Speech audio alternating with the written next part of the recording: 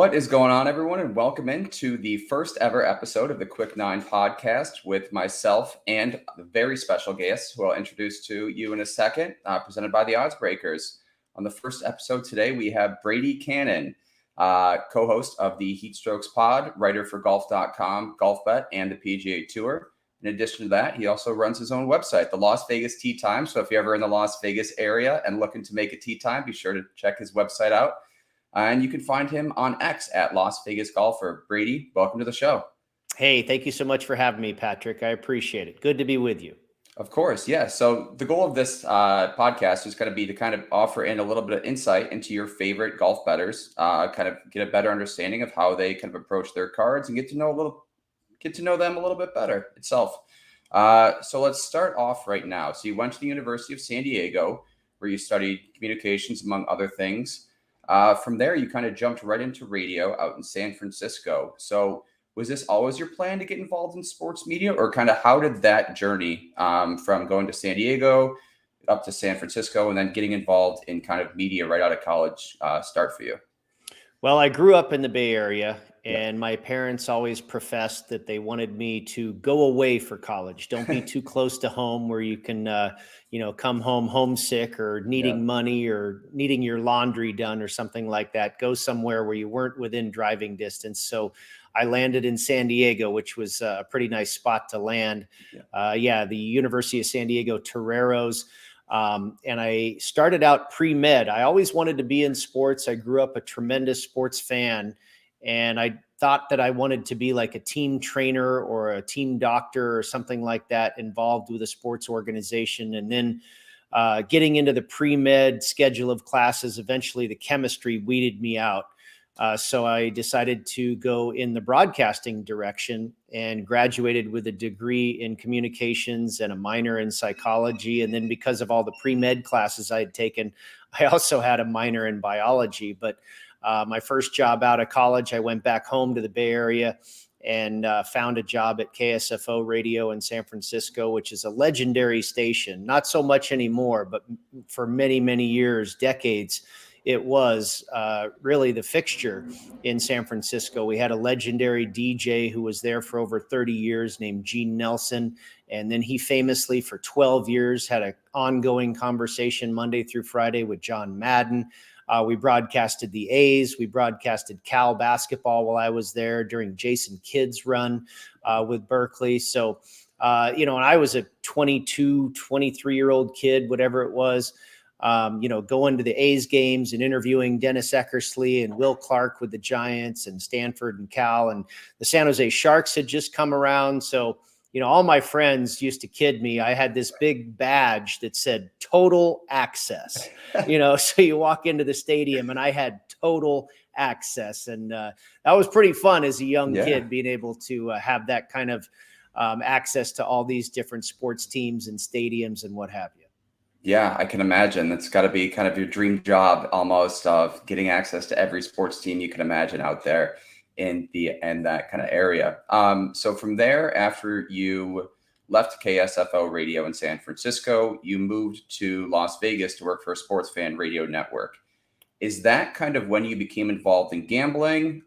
Did that kind of start your interest in it, involvement? And so how did that kind of play out? Or were you kind of aware of it in San Francisco where you worked? So kind of tell us a little bit about your introduction to gambling, and kind of, did it begin in Las Vegas per se? It did. I was really only superficially aware of a point spread in an NFL game and never paid much attention to it or any other sort of sports betting growing up in the Bay Area. KSFO Radio, I survived about 3 different ownership changes there. And then finally, they went all satellite and they got rid of Gene Nelson and John Madden, and everybody was out. And I did find a job in Las Vegas at SportsFan Radio Network. And yes, that's where I was absolutely introduced to not just gambling. I was always aware of blackjack and craps and all that stuff, but more so sports betting, doing a show out of the MGM Grand Race and Sportsbook, and with a mutual friend, Dave Cokin. And we used to have guys on our show like Mark Lawrence and Dr. Bob Stoll, Kelso Sturgeon, Jim Feist, some old names in the industry. And that's where I really cut my teeth in the world of sports betting. I started reading all the newsletters that those guys put out. We had them on the air. I would talk to them and listen to them. And I just started becoming very, very interested in the game within the game, and really learned a lot from those guys, kind of, taking me out of being that typical public recreational bettor and just betting on the favorite and the over. And, these guys showing me the side of being contrarian and, hey, there's more to this than meets the eye. And so that was the beginning of where I am here now, almost 30 years later. Yeah. Yeah. Speaking of Dave, he had texted me a story earlier saying, you, Pete Rose, and a bunch of others going out to the Cal racetracks where the shows were done. You guys kind of aired out at the BetMGM casino. So any kind of fond memories of that, or just a little bit, you want to elaborate on that a little bit? Yeah. Dave's been a dear friend for, like I say, nearly 30 years. He was one of the first guys I ever worked with at SportsFan Radio Network. When I came here to Las Vegas as, again, just about a 23-year-old kid at the time. And then Pete Rose became a member of the staff at the network, and he would come out on occasion and do remote broadcasts. I think he was doing his show from Florida.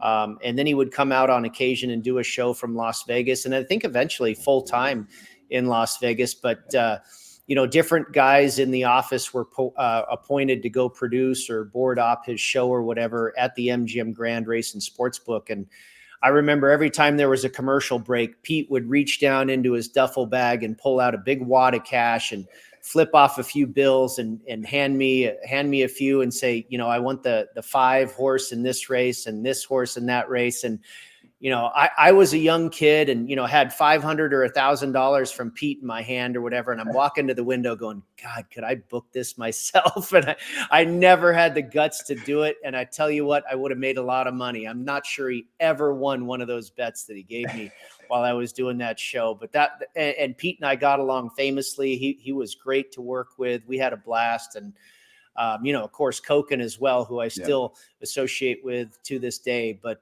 no, those were great times very early in my sports broadcasting career. Yeah, no, that's a great story as well. Very funny with trying to book Pete Rose's action, or at least thinking I never had the guts to do it, man. And and obviously that money'd be gone by now, but I could have had a lot of money in my pocket as a 20-something-year-old kid. That's funny. So we talked about your introduction to gambling kind of starting in Las Vegas, or at least kind of fully diving into it. When specifically did kind of your interest in golf betting start? Because you're most known for your NFL picks. You've won the Super Contest as well, captained kind of that 4-man team that you had mentioned there, and have had tremendous success kind of gambling on the NFL. You also started Las Vegas Tee Times in 1996. So did that play a role into your kind of introduction to golf gambling, or when did that kind of fully start? Yeah, it's a good question, Patrick. I think my involvement in the golf business absolutely fueled my interest in golf betting. When I was in San Francisco with KSFO, I had covered some golf. I had covered the AT&T at Pebble Beach. The Tour Championship one year, or a couple of years maybe, was at Olympic Club. So I had always loved covering golf and writing about golf. And it was in 1996 that I got into the golf business. I had left SportsFan Radio Network and started working at the golf courses themselves. I worked for 3 different golf courses. In fact, I worked with Billy Walters, the famous sports betting gambler, who was just elected into the Circa Sports Betting Hall of Fame here a few weeks ago. Back in early August, I was able to attend that event, and that was really cool to catch up with him again after 25 some years since I had worked for him. We opened up Desert Pines Golf Club together. I was the assistant general manager with his son Darren. But it was in year 2000, after having worked at a few different golf courses, I got into the tee time business. I decided to go to that side of the counter, so to speak, and started booking reservations for people visiting Las Vegas. I started BK's Golf Services in 2003 and owned my own company, working with all the concierges and the hotels to assist people needing tee times in Las Vegas. And then 13 years later, I sold my company to Tee Times USA, who I currently work for now. They retained me. I sold the company to them, but they retained me to continue to run Las Vegas for them. So I still, 6-7 days a week, still do tee times for people visiting Las Vegas. And then also, got back into the broadcasting element, writing and on radio, TV, internet, what have you. So I kind of do both now. But you're right. When I got into the golf business in 1996, it was in the late 90s that I just started playing in like fantasy golf leagues. I got invited to this deal that this guy put together online. It's very similar to today's one and done. Guys do all those one and done leagues. The big difference was we had to pick, 40 some golf tournaments the entire calendar year on tour. We had to pick every one of our players prior to the season starting. So what that forced me to do, and I actually won it a couple of times. I finished first once and second a couple of times, I believe. But what that forced me to do was figure out horses for courses. Who's going to show up at a tournament regularly? Who does well at a particular tournament regularly? Because, you couldn't pick the same guy twice, but you had to map out your whole calendar before the season started. So, where's Jim Furyk good? Where's Tiger going to be best? Where's Phil best? Where's Ernie Els best? Where's Vijay Singh best? Who's going to show up? Who always shows up to the Travelers? Who always shows up at Hilton Head? So you really had to find out how guys fit particular golf courses. And I started getting into betting on golf, not just in the fantasy realm, but also, at the casino. I remember in 1999, I hit Payne Stewart to win the US Open at 25-1. But I never really dabbled in, the head-to-head matchups and the extensive golf betting until probably after I had won the Super Contest in 2011. And that really kind of put me on the map, gave me some street cred, if you will, in both the NFL and the golf betting spaces. So that's when I got a lot more seriously into it. But it was a great base to have for golf handicapping, to have, cut my teeth for, probably 6-8 years in just trying to, do that pool and figure out what type of player or what horses for courses were going to work at each event. That gave me a great foundation for my handicapping in golf where it is today. Yeah, that's fascinating. So obviously on your podcast, the Heat Strokes podcast, you guys kind of review courses as well as breaking down tournaments. So next question is it's a three-parter here. Your favorite major, your favorite tournament outside of a major, and then your favorite course you played, which you played a lot. So I guess that's kind of a three-parter. So if you want to dive into that. Well, I always answer the question, what my favorite major is. And I swear to goodness, I can't really choose one. Okay. If you ask me the question in April, my answer is the Masters. If you ask me the question in July, it's the British Open. And if you ask me if I could only do one, boy, that's really hard. Yeah. I love those two majors. I love the tradition and the history of the Masters. I love the golf course. I love the drama on the back nine on Sunday.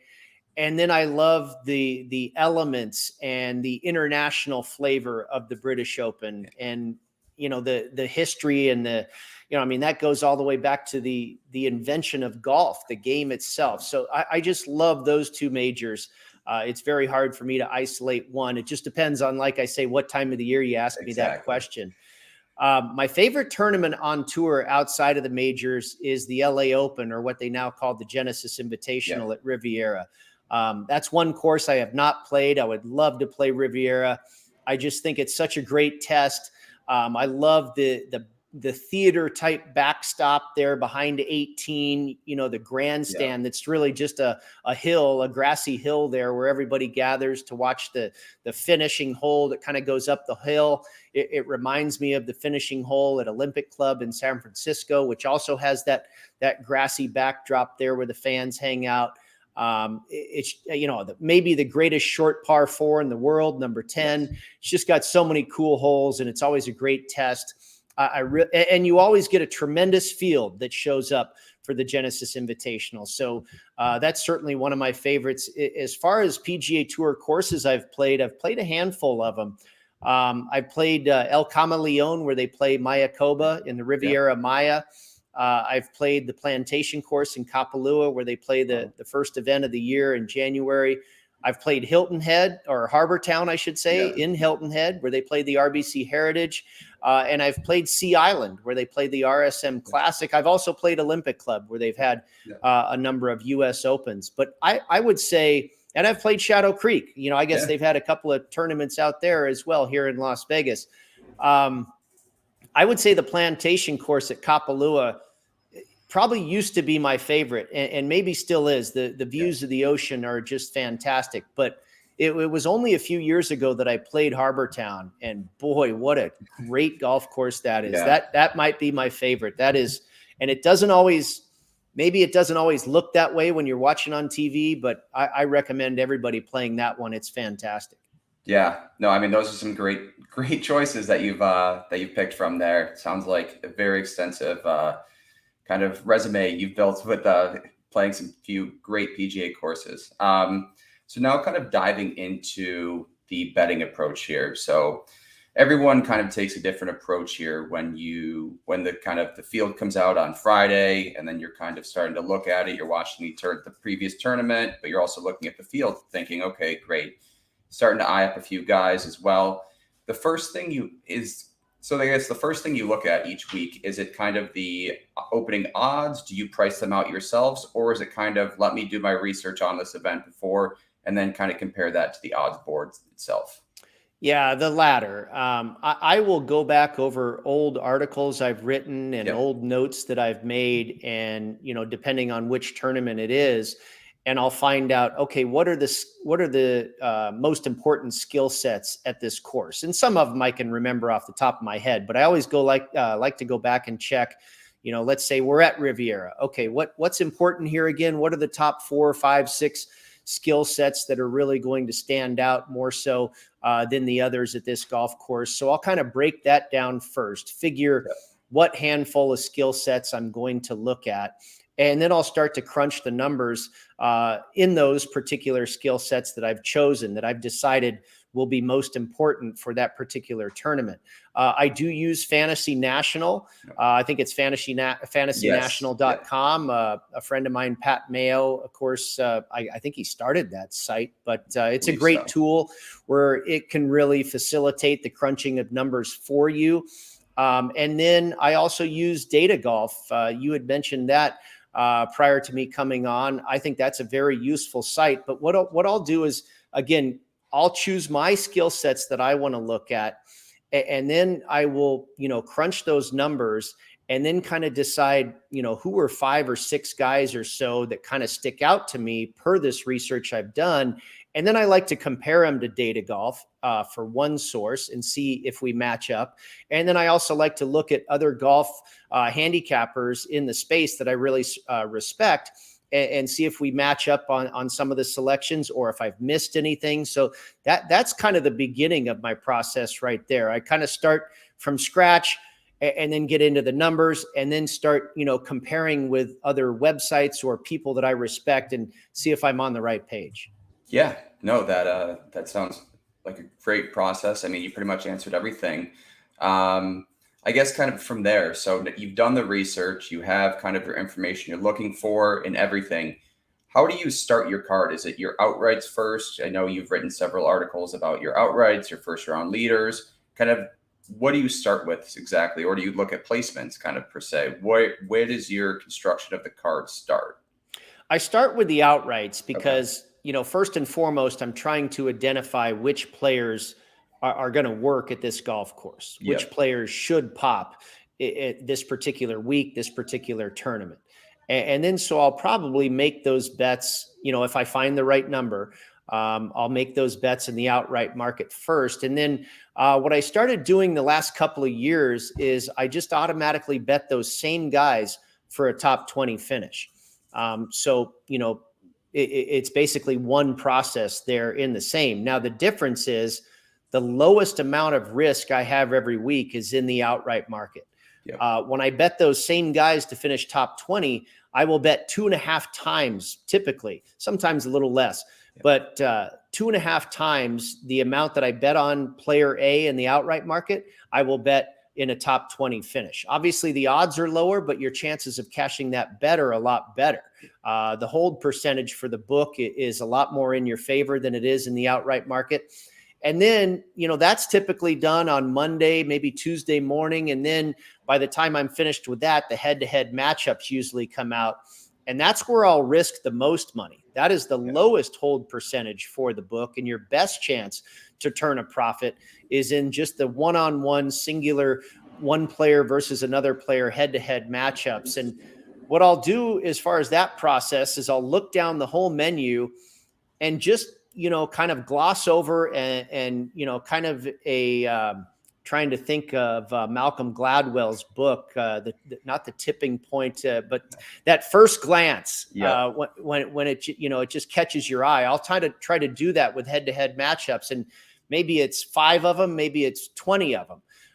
But I'll go through each one after, kind of having that gut reaction to ones that catch my eye on the board, and then analyze each one of them, where I think the price should be, what price I think is fair, and kind of bet accordingly from there. So it starts with the handicap and identifying which players are going to work, and then transferring that into the outright and the placement market, and then the head-to-head market. And at that point, my work is pretty much done. The first round leader market, that's the worst market you can bet into in a golf tournament. It has the highest hold percentage. It's the most random result there is. It is a true needle in a haystack. And since I started writing for the PGA Tour and they assigned that article to me, I was betting it, but very, very small amounts, which I would advise is how you should treat that market. And I hit a couple. I think I hit maybe 3 of them all year, which is not bad. No. Boy, that is a tough market to figure out what is really the best way to handicap it, even because, 9 times out of 10, who your first round leader is, there's really no rhyme or reason. It's just this guy ends up shooting 8 under and he's the guy. Yeah. Now your outright winner, you can, figure over the course of 4 days, your handicap is going to develop. But just over the course of 18 holes, it's pretty tough. Yeah, so you'd mentioned too before with your outrights that you play them in the top 20 market as well. Is there any correlation to then playing those guys in matchups as well, or are you kind of looking to diversify, I'd say, that tournament a little bit and say, all right, if this guy is off, I don't have him in a matchup as well along with top 20, or do you kind of stick with that one golfer through even the matchups? I kind of stick with them for the most part. I do end up on a lot of guys that I have in the outright market. I also, tend to have them in a matchup or 2 as well. Let's say I bet 5 matchups. Yeah. I might have 2 of the same guys that I'm on in the outright market, and then maybe 3 other ones. But there's not necessarily a rhyme or reason or a process to it. It just happens to be where I think I have a good advantage with the price and the particular matchup that the odds maker has created. Yeah, that's fair enough. So you've been in the golf betting industry for a long time, obviously very successful at it. Is there any kind of one common mistake that you noticed that first kind of rookie golf bettors make specifically more than others, or is it kind of a bunch of several different things that they kind of do that jump out to you and say, well, maybe I wouldn't do this, kind of as I now have tons of experience in the industry itself? Yeah. When you posed this question to me, it stumped me at first, and I had to think about it for a little bit. And because, I'm obviously not seeing what every bettor does and that type of thing, and mostly focused on my own stuff. And, I think it's a good practice, whatever handicap or whatever sport you're handicapping to, oftentimes to try and block out a lot of the noise and trust your process and trust yourself. But I did come up with a couple things that I've seen over the years, and probably more so in recent history, because golf betting has become that much more prolific. And I think what you want to avoid is betting too many outrights. Oftentimes you see a guy with like 10 outrights to win a tournament. Yeah. And it can be done where it's still responsible and efficient. But I think a lot of times it becomes irresponsible, because if you bet that many outrights, pretty soon, if you hit one, you're your overall odds, Yeah. considering the overall investment, you're getting like 3-1 on this guy. You bet a guy at 40-1, but you have so many other bets. It's really only 5-1 or something like that. So I think you need to take that into consideration when you're betting the outright market. It's so tempting. I'll usually try and bet 5 or 6. And there's that one guy you feel like, oh, I need to add, but you just keep chopping your return. So, I think you need to be responsible, disciplined on how many outrights you're betting. And then the other thing, kind of along the same lines in the outright market, I see a lot of people do this, is they'll bet the same amount on 100-1 long shot as they do a 25-1, shorter favorite. And I don't like to play it that way. To me, it's kind of like 100-1 shot is like hitting a multi-tiered parlay, right?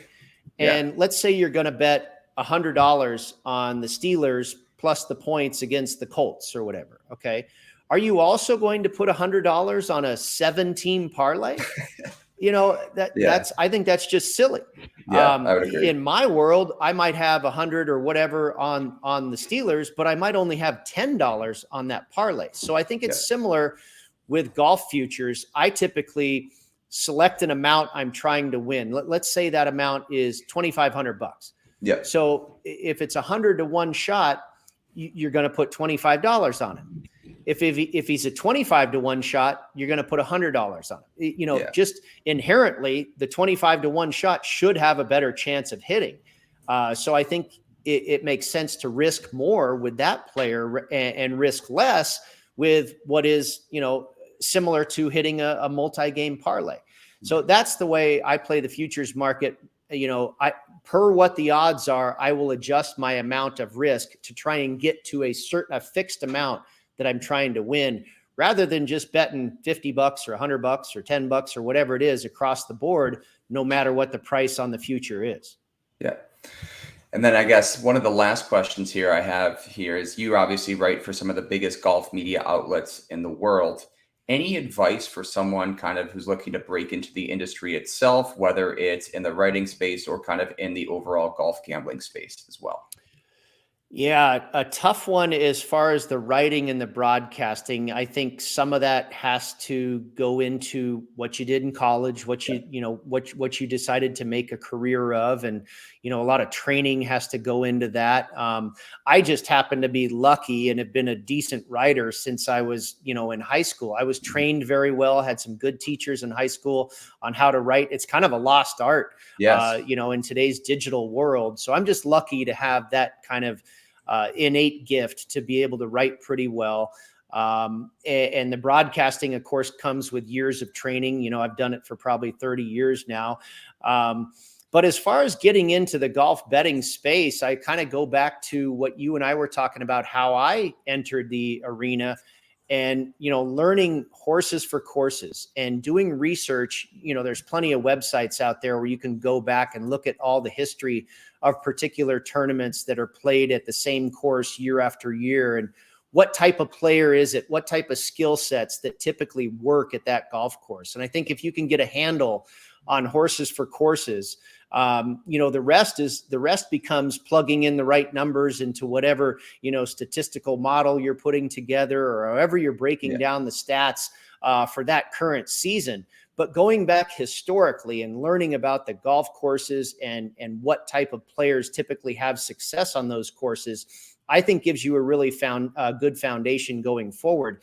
It's kind of like course form and current form. Yep. I mean, it's almost as simple as those two things, right? Who and what type of player plays well on this course, and who's, in form right now and should have a good chance this week. And then there's all the thousands of other things that go into it. But, for the most part, I think, again, if I was going to try and get into the golf betting space, I'd probably start with that research on course form. Yep. And then current form is just a matter of current research. But I'd probably start there. And oftentimes doing all that and talking about it or writing about it can vault you into that end of the industry as well. Exactly. All right. So last question. I appreciate you taking some time out of your day for this interview as well. The Ryder Cup is coming up. As always, there has been some controversy around the captain's pick. On the U.S. side, Justin Thomas getting that invite over Keegan Bradley and Cam Young. And then even on the European side, it was just announced Shane Lowry getting the bid, despite not really playing well this year, over Adrian Moronic. For the Europeans. The Europeans obviously still a slight underdog, but that line has shifted in their direction as we head to Rome at the end of this month here. I won't ask you for a pick here, but kind of what are your main things that you're kind of looking at now for each of these squads now that they're finalized? Well, I think the two situations are kind of similar. I was really surprised that Justin Thomas got selected.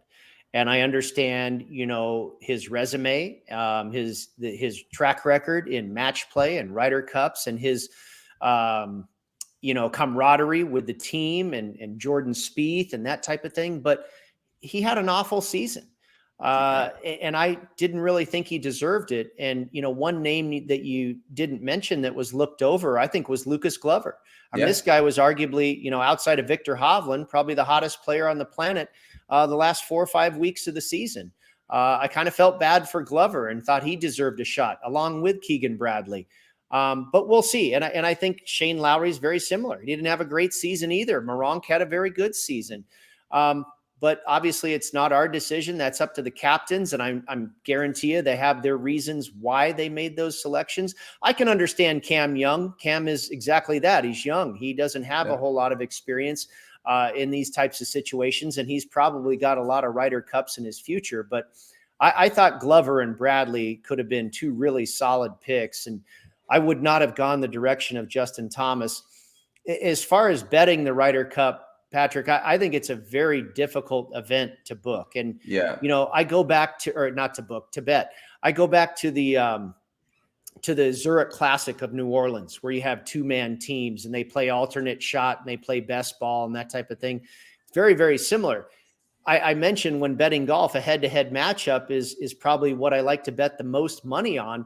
But boy, when you add 2 more players, when it's 2-on-2, that just creates such a variable dynamic that it's extremely difficult. There's so many questions and variants when you add another player to that mix, and then you change the formats and all that other stuff. That becomes very challenging. I think the best bet you can make is just to lift the trophy.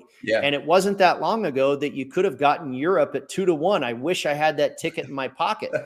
There might actually be value on the United States at this point at about -130. I have not bet it. I probably won't unless something goes askew one way or another. And in the other market, we talk about one-on-one matchups being very, advantageous or maybe our best edge that we can find in betting golf. Those don't come around until Sunday morning, the Sunday singles in the Ryder Cup, and you have a very small window from when those matchups are announced. I mean, they'll list, like, one captain will list, Rory's going to start off, and then Hovland, and who's going to be the anchor man and all that. And it's, a while before then the U.S. counters with what they're going to do or whatever. And it's a while before the odds makers can even put up a price on these things. And especially when they're playing in Europe, you have to be up at 3:00 in the morning and studying this course all week, and then have a very small window of time before you can say, okay, I want to bet this matchup, that matchup.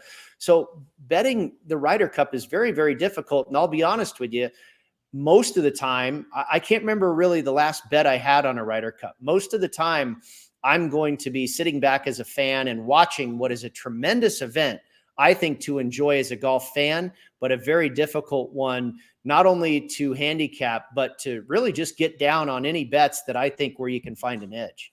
Yeah, I would completely agree. It's certainly an interesting event, but a great event nonetheless. Well, Brady, I want to thank you again for taking time out of your day to join me on this interview. As always, you can find him on X at Las Vegas Golfer, as well as the co-host of the Heat Strokes pod and his articles on golf.com, Golf Bet, and the PGA Tour. So once again, thank you. Thank you very much, Patrick. It was enjoyable, and best of luck to you with your project here. The what is it called? The Quick Nine podcast? Quick Nine. I like Quick it. Nine, yeah. Best of luck to you, my friend. Thank you. Thank you as well. All right. Thank you, everyone, for listening.